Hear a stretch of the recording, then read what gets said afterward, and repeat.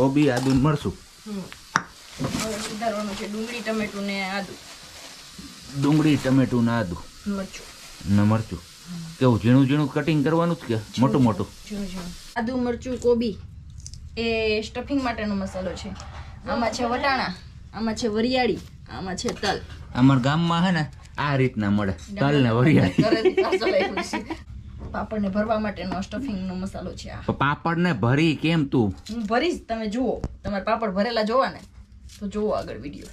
મેડમજી ભરીને બતાવું ત્યાં સુધી તમે બુદ્ધિ લગાવો કે પાપડ ને કેવી રીતે ભરાય અને કમેન્ટ કરતા જાજો ભાઈ. બરોબર? એકદમ બરોબર, કઈ ના ઘટે. તેલ બહુ આવી ગયું. અને તલ અને વરિયાળી એટલે તળવાનું. હા, તળવાનું. કોબી ને આદુ મરચું. અજમો પણ નાખી શકો તમે, આપણે તો તમને ખબર છે કે અજમા એ લેણું નથી એટલે નો અજમો. એમાં કસૂરી મેથી હોય, કસૂરી મેથી વાળીએ નથી, ઘરે ભૂલાઈ ગઈ છે એટલે એટલું હકાવી લેવાનું. ચણાનો લોટ સ્વાદ અનુસાર. નહીં, દોઢ ચમચી જેટલો. શેકાઈ ગયું કે તળાઈ ગયું? શેકાઈ ગયું. શેકાઈ ગયું. આ મસાલો ભરી તું એમાં. હજી એમાં આવશે, તમે જોતા જાવ આગળ આગળ. એટલે અહીંયા મેડમજીએ જે બટેટા બાફ્યા હતા એનો સુંદો કરી નાખ્યો ને. મિક્સ કરવાનું. સેજ ખટાશ પૂરતું લીંબુ નાખવું છે. એમાં આવે નહીં લીંબુ, પણ આપણે ખટ્ટું મીઠું ને એવું જ ભાવે એટલે આપણે એ બધું નાખવું પડે.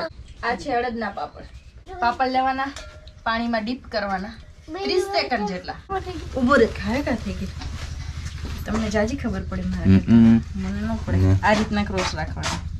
2 પાપડ જોઈન્ટ ચીપકી દેવાના. પછી અંદર સ્ટફિંગ.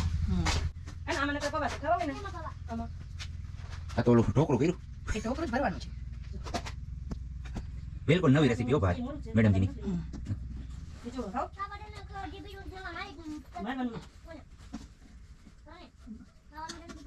થઈ ગયો મેળ આવી ગયો તારો. ભરાઈ ગયો રોલ. આ પાપડ ભરી દીધો બોલો. અને આપણે કયું ના ગોથા મારતા હતા કે કેમ ભરશે.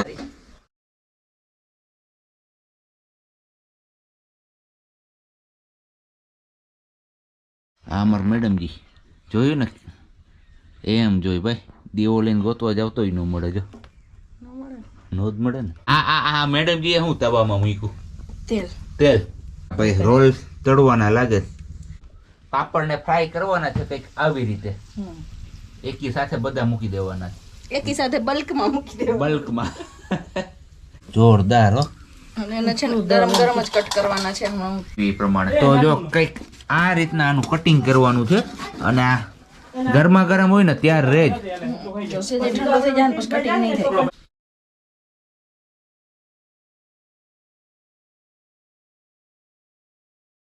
જીરું અને ડુંગળી. હવે આ ટમેટા નાખી દેવાના. ઓકે. આદુ મરચું ટમેટું બધું મિક્સ કરવું. ના અહીંયા અત્યારે દહીં લીધું. દહીં નાખવાનું. મગ નાખી દેવાનું એટલે ડુંગળી ટમેટું ચડી જાય. પછી આગળ બતાવું. ચાલો. ઝેરી લેવાનું છે. હવે તો મને આવડી ગયું તારી હેરો હેર. તું ખાલી વસ્તુ હાથમાં લે ને ત્યાં હું કહી દઉં કે આ કરવાની. ચલો, ગ્રેવી પાકી ગઈ છે. દહીં નાખી દઈએ. તો પડી ગયું છે. ગ્રેવી આપણી તૈયાર થઈ ગઈ છે. પાપડ નાખવાના છે પણ જમવા ટાઈમે, અને જમવામાં આપણે મોડું થાય એમ છે તો ગ્રેવીને હવે ઢાંકીને મૂકી દેશું. તો ચલો ફાઇનલી ટાઈમ આવી ગયો છે આપણે પાપડને ગ્રેવીમાં નાખવાનો. એક પીસ નાખવાના છે, એક એરે ઉહડીને નહીં. આ આપણી દેશી ભાષા.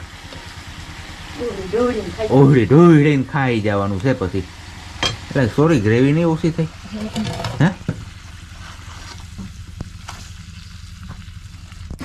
તો આ છે આપણું પાપડનું શાક. એ પણ ભરેલા પાપડનું. ભાઈ કાંઈ ન પટે.